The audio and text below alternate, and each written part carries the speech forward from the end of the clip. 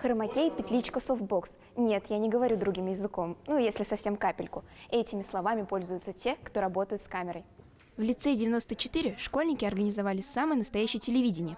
Программа называется «Облицовка». Дим, у тебя очки отсвечивают. Дайте, кстати, да, я совсем забыл. Ребята рассказывают о школьной жизни и предстоящих мероприятиях.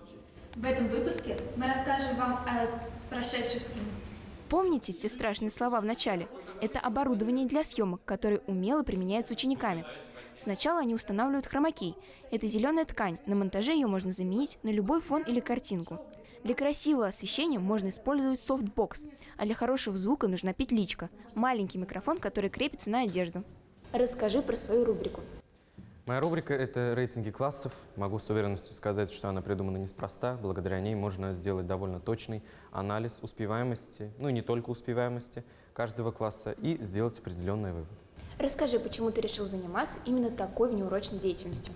Такого рода деятельность помогает мне, несомненно, развить лидерские качества, которые пригодятся мне в моей будущей профессии, именно режиссер-постановщик. В облицовке не только новости и анонсы, которые объявляют основные ведущие. Есть и рубрики.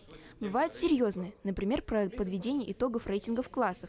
А есть и забавные, например, тиктоки учителей и учеников с трендовыми танцами. Ты пахнешь мятой, футболочки помятой. Жду тебя всегда между четвертым и пятым.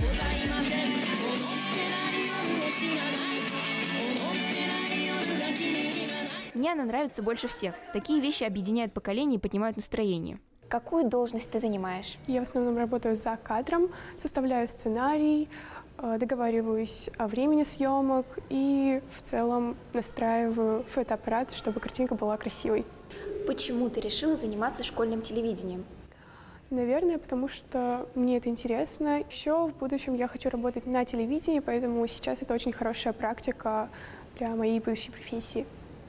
Монтаж помогает делать художественный руководитель лицея Шакенов Шамиль Рифкатович. Однако в этом задействованы и ученики. Как вы думаете, сколько времени требуется на одну передачу? Съемки одного выпуска длятся около 5-6 часов, а монтаж 2-3. Новости выкладывают на YouTube-канал лицея и страничку ВКонтакте. Очень круто осваивать навыки в сфере медиа и пробовать себя в разных ролях. А главное, заниматься этим гораздо интереснее с друзьями и с поддержкой школы. Камила Калимуллина, Ильнар Бигбов. Специально для Горы новостей.